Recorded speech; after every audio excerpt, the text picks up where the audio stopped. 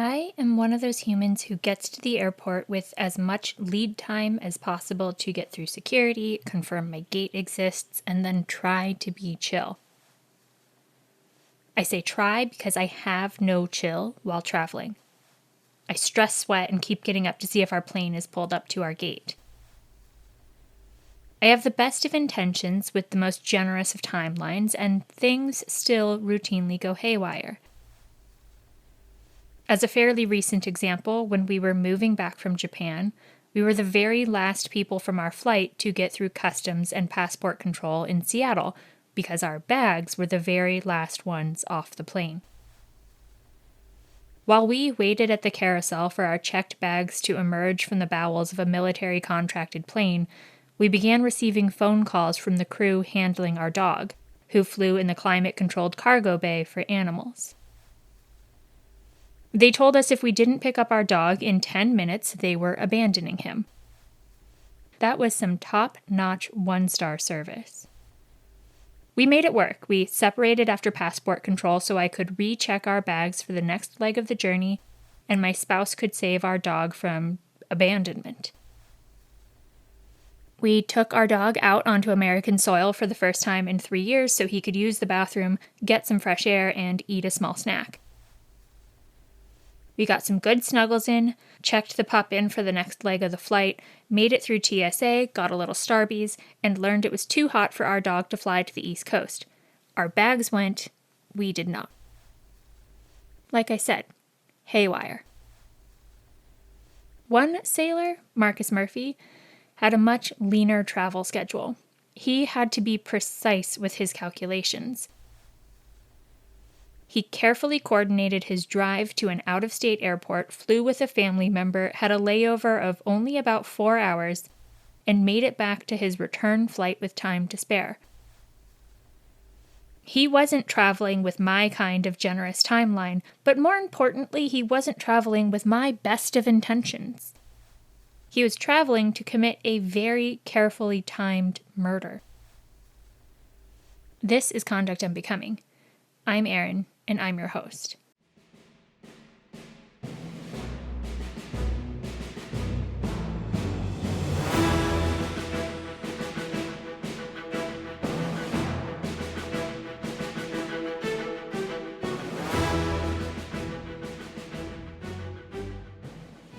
In 2015, then 29-year-old Marcus LaVale Murphy was stationed in Virginia. He lived in Chesapeake with his partner and their young twins. Together, they lived near a kind older woman whose daughter and grandsons stopped by to visit. A kindly woman who treated Murphy as one of her own, describing him as one of her closest friends. At around 2 a.m. Eastern on Thursday, February 19, 2015, Murphy received a text message. It read, "OMG, I'm so scared." Murphy texted back asking if the sender was okay. The reply was scary to Murphy, too, and shared that the sender was not okay because she was pregnant with twins. His twins. The sender was Murphy's secret girlfriend in Houston, 28-year-old Ebony Harris. Ebony's mother was the kind older woman who lived near Murphy. Ebony and Murphy met and got together when she brought her eldest son to visit with her mother in Murphy's neighborhood in the fall of 2014. For Ebony, the idea of newborn twins was daunting. She was already a mother to 2 and worked a warehouse job from 2 p.m. to 10 p.m. most nights. She relied on her family to help keep the plates spinning. 4 days after he received the surprising news, Murphy drove approximately 3.5 hours from his home in Chesapeake to Danville, Virginia. Danville has a population of about 42,230.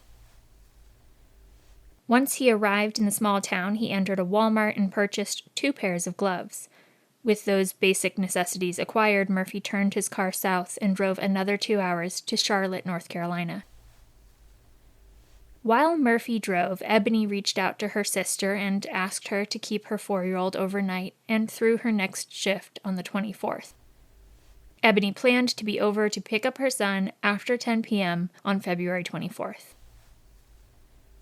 Murphy arrived to the Charlotte International Airport at about 1 a.m. on February 24th, then boarded a plane with his cousin to Houston by way of a layover in Detroit.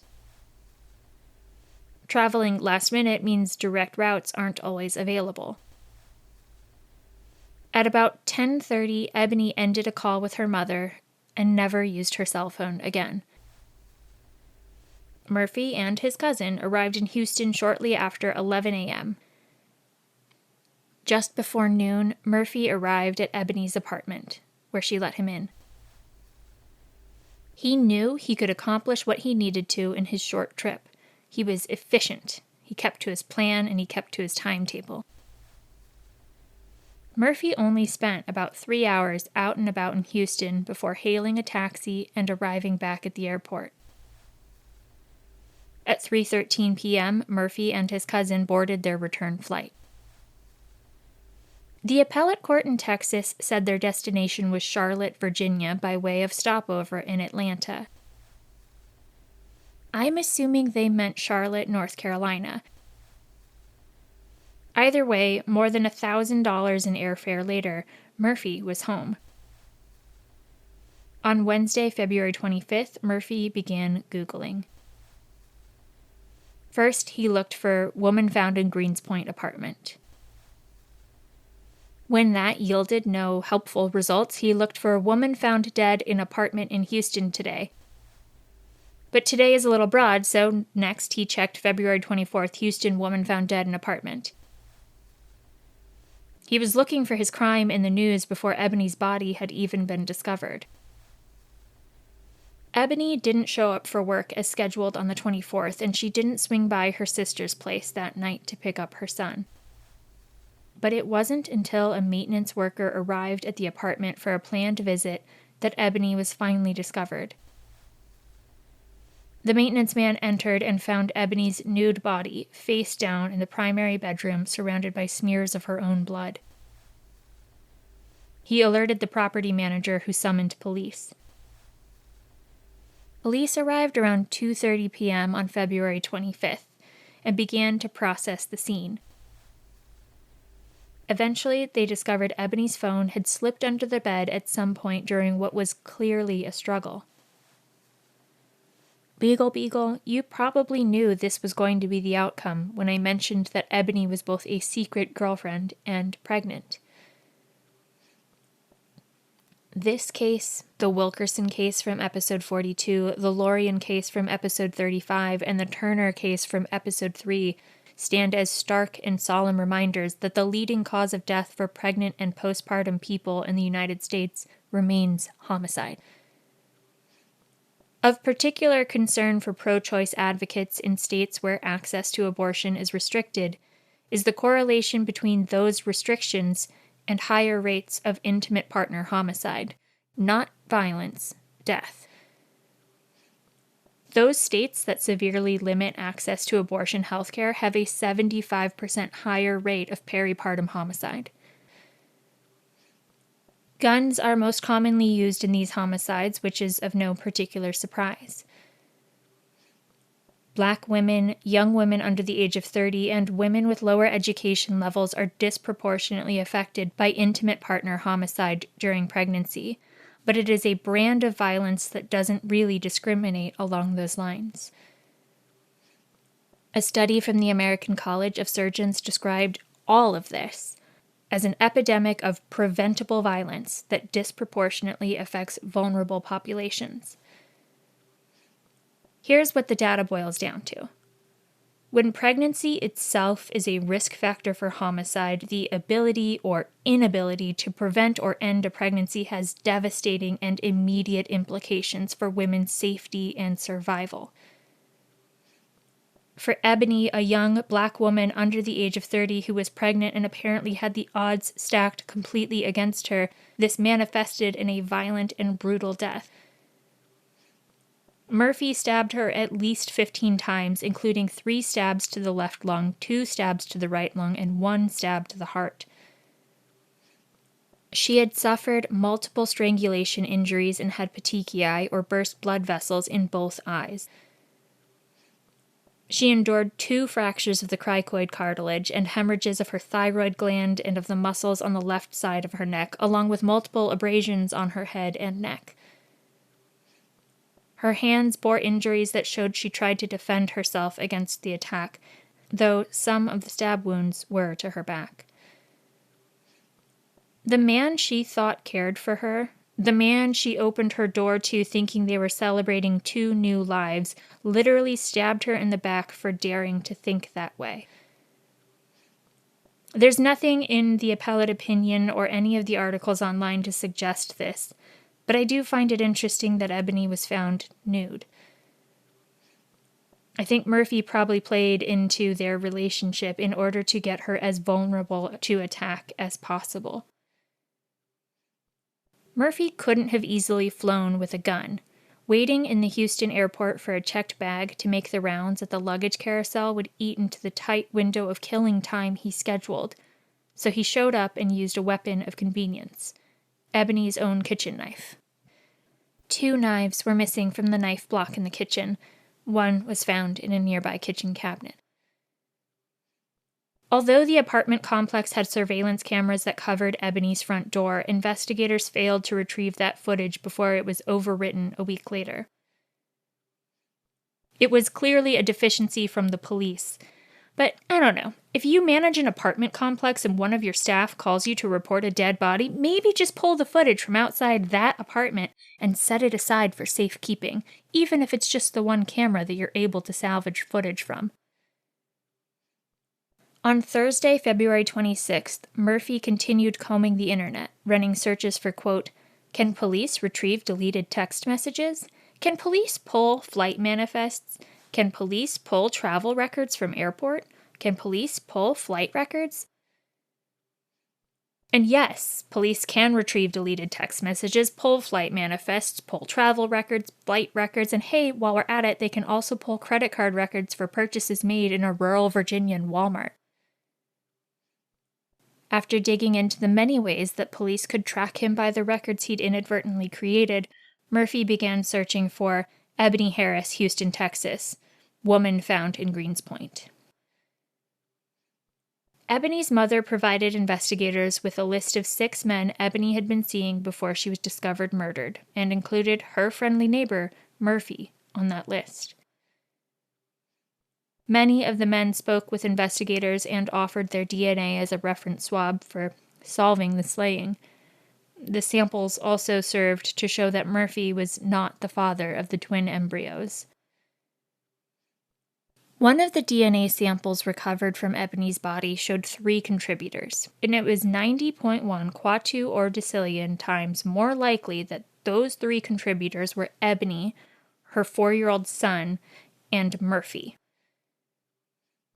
According to the appellate opinion, a Quatu or decillion is 10 to the 45th power, or the number 1 followed by 45 zeros. All to say it was extraordinarily high odds that it was Murphy that left his DNA on Ebony's mangled body, specifically under her fingernails. Which all seemed pretty crazy because Murphy was supposed to be in Chesapeake that whole time, as he'd asserted to the police. When investigators eventually pulled Murphy's cell phone data, they discovered he had deleted all of the calls and text messages that he'd exchanged with Ebony, but they still had all of it on Ebony's phone. Texas, famously home of a heartbeat bill and a deep commitment to life beginning at fertilization, did in fact charge Murphy with murdering Ebony and 1 unborn child. I don't see an explanation anywhere as to why it was just 1 and not both. 7 years after Murphy executed his intricate murder plot, he wore his Navy uniform to his week-long trial, a silent plea for the jury to see him as some kind of hero. It didn't work, and the jury took just 1 hour and 45 minutes to find him guilty. I know that guilt is binary. That is, he was either guilty or not guilty, so it wouldn't be accurate to say that the jury thought he was super guilty, coming to a unanimous consensus and completing the verdict form in under 2 hours.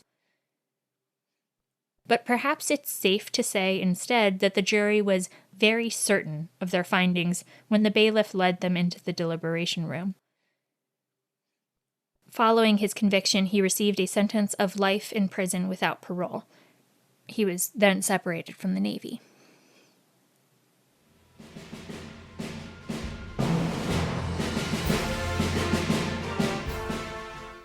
On appeal, Murphy insisted that the evidence was legally insufficient to support the verdict, and that the trial court erred in a few evidentiary decisions.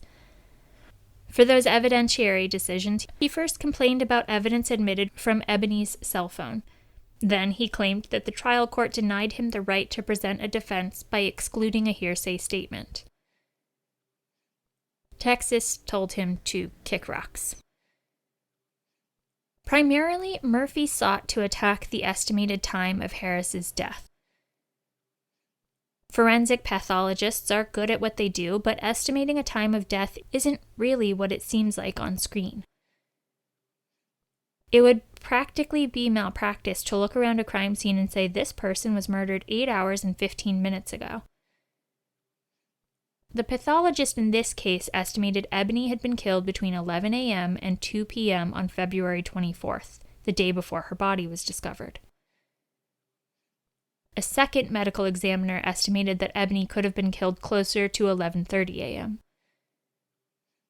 But the second examiner offered something that seems a little obvious. The most reliable way to determine when someone was killed is to identify the last time they were seen alive or heard from. All in all, their testimony didn't do much to attack the prosecutor's timeline. And it's not like Murphy's defense was, no, I didn't kill her. I used a really sketchy travel path and wore gloves to show up at her house to congratulate her on being the second person to carry twins for me and discovered her already dead. So I just left and went home and started running suspicious-looking but totally innocuous Google searches. It would really only help Murphy if he could show that Ebony was alive when he boarded that return flight. To that end, Murphy also complained that the court excluded a hearsay statement elicited during an investigator's testimony. The officer testified that Ebony's neighbor said he heard Ebony at 6 a.m. on February 25th telling her son to get in the car. Prosecutors objected to that statement as hearsay, which the court sustained, and the statement stayed out. And if you're like me and thought, hey, if it matters that much to you, call the witness so that it isn't hearsay, I'll share that the neighbor died prior to Murphy's trial. Even if that hearsay statement had been allowed in, I don't see how it could possibly make a difference. Because we know that Ebony's son was at his aunt's house on the morning of February 25th, and she testified to that. So we know it couldn't have been Ebony telling her son to get in the car.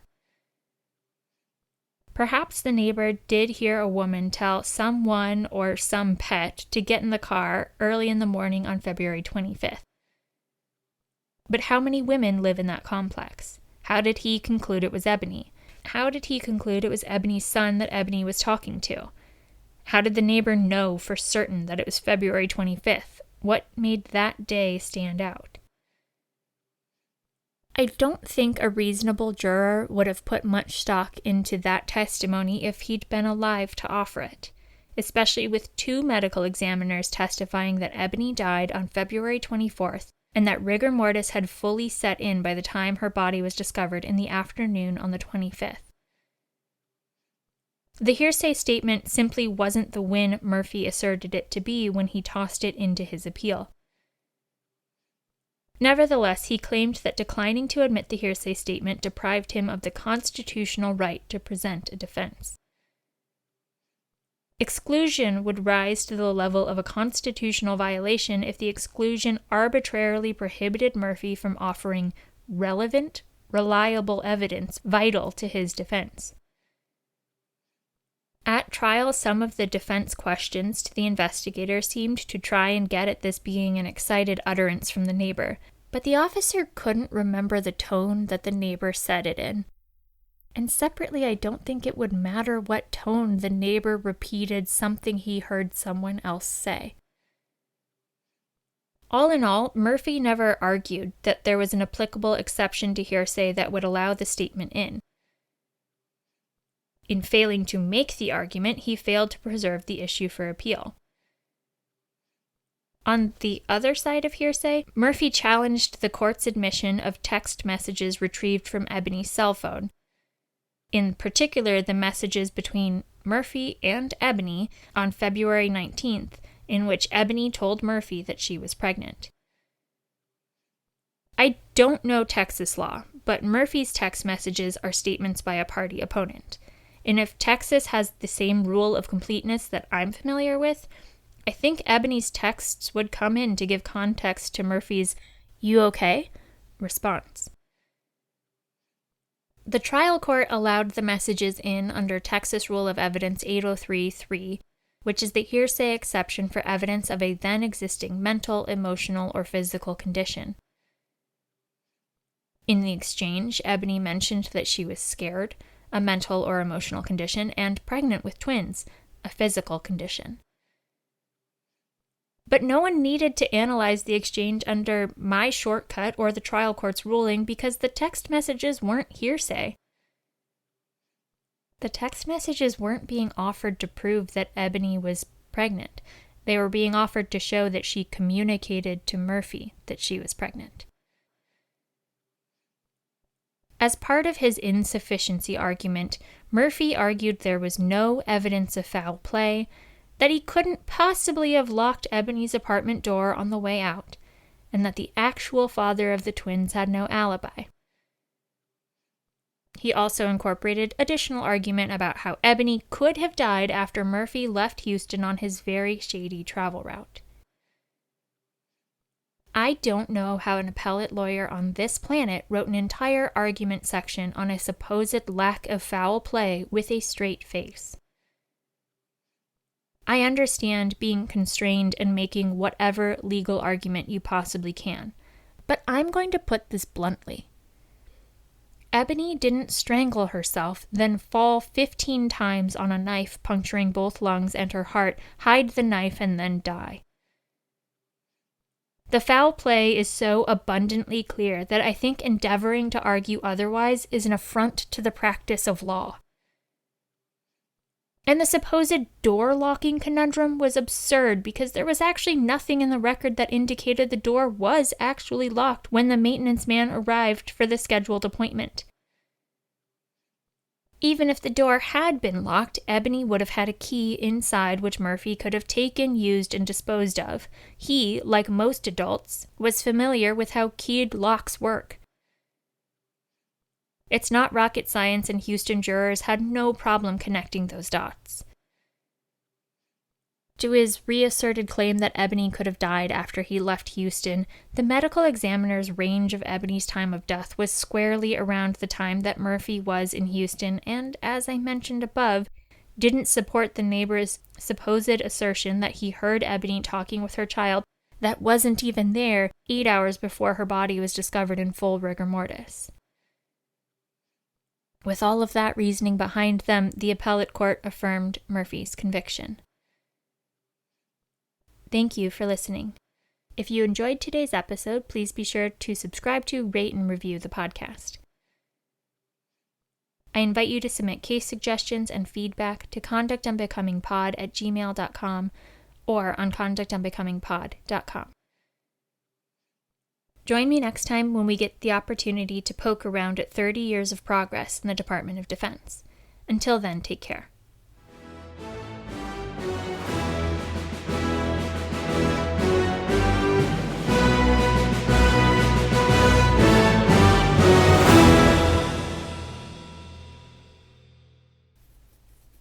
Conduct Unbecoming is a podcast where I get to talk about interesting crimes and cases that involve U.S. military service members.